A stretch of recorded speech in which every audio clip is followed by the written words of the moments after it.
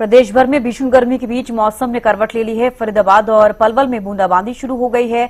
गुरुग्राम, चरखी दादरी, नारनौल और झज्जर में बादल छाए हुए हैं। भिवाड़ी में सुबह हल्की बूंदाबांदी हुई।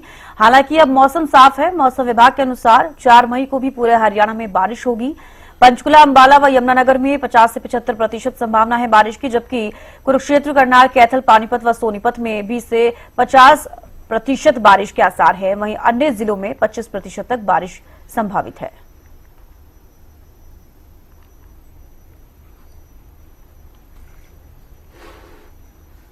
तो चले, रजत सिसोदिया हमारे साथ बल्लभगढ़ से लाइव जुड़ चुके हैं। इसके अलावा महेंद्र सिंह भी करनाल से जुड़ गए हैं।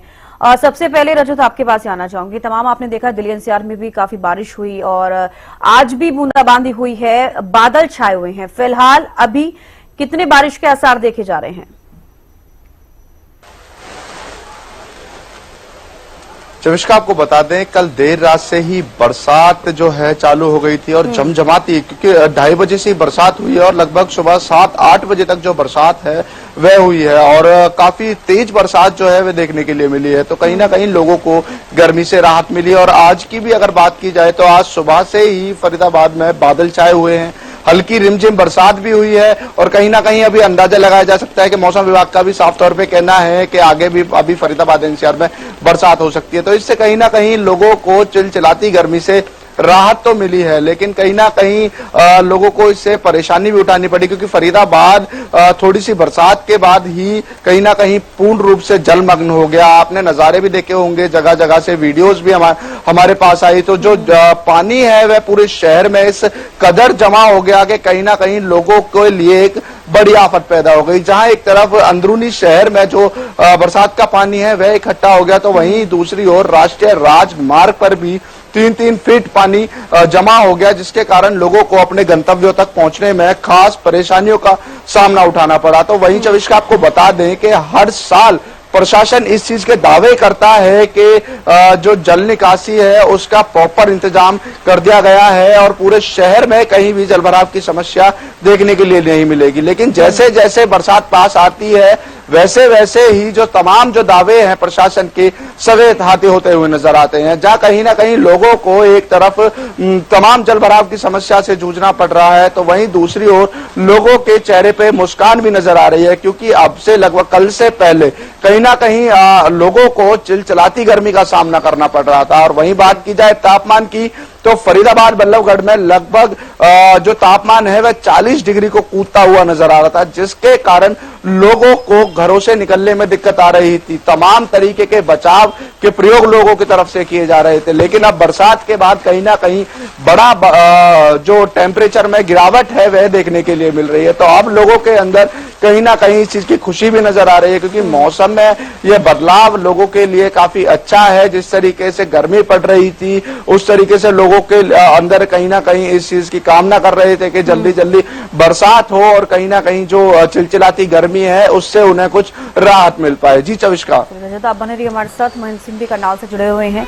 महेंद्र, फिलहाल करनाल की बात की जाए तो बारिश के कितने आसार वहां पर देखे जा रहे हैं कि वहां पर भी बादल छाए हुए हैं? मौसम कैसा है? तो बिल्कुल चविष्का, देखिए मौसम विभाग की तरफ से जिस तरह से पहले ही जानकारी दी गई थी कि 2 मई से लेकर 6 मई तक मौसम जो है परिवर्तनशील रहेगा। अभी कल भी बरसात हुई थी और आज भी करीब 30 से 85% ये चांसेस बताए जा रहे हैं कि बरसात हो सकती है। मौसम में लगातार बदलाव देखने को मिल रहा है।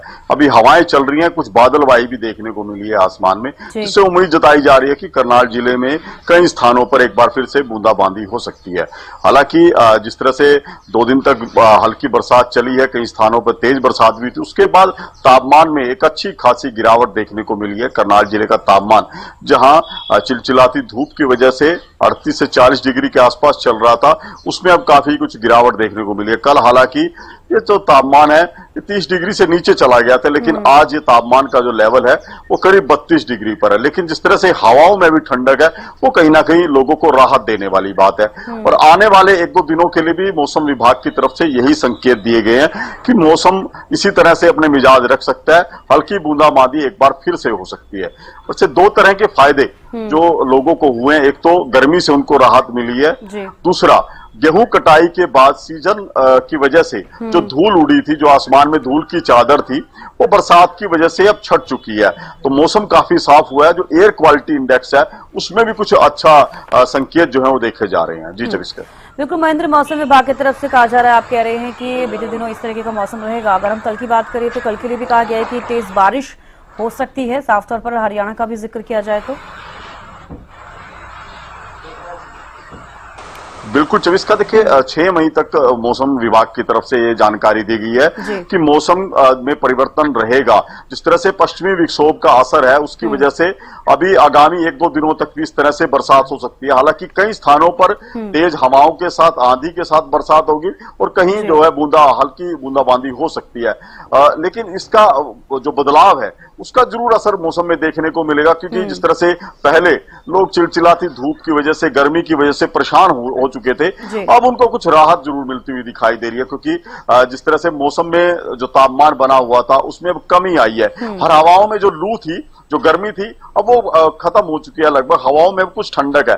जाहिर सी बात है 3-4 दिन तक ये बरसात इसी तरह से रहती है, तो इसका असर आगामी 10-15 दिनों तक रहेगा। यानी लोगों को गर्मी से राहत जो है कुछ अच्छे खासे 2 सप्ताहों के लिए मिल सकती है। बिल्कुल। और बीते 2 दिनों से जिस तरीके से एक दिन पहले बारिश हुई और आज का मौसम भी देखा जाए तो काफी सुहावना है, लोगों को गर्मी से राहत मिले, एक बड़ा सवाल है। बेहद शुक्रिया आप दोनों का हमारे साथ जुड़ने के लिए, तमाम जानकारी देने के लिए।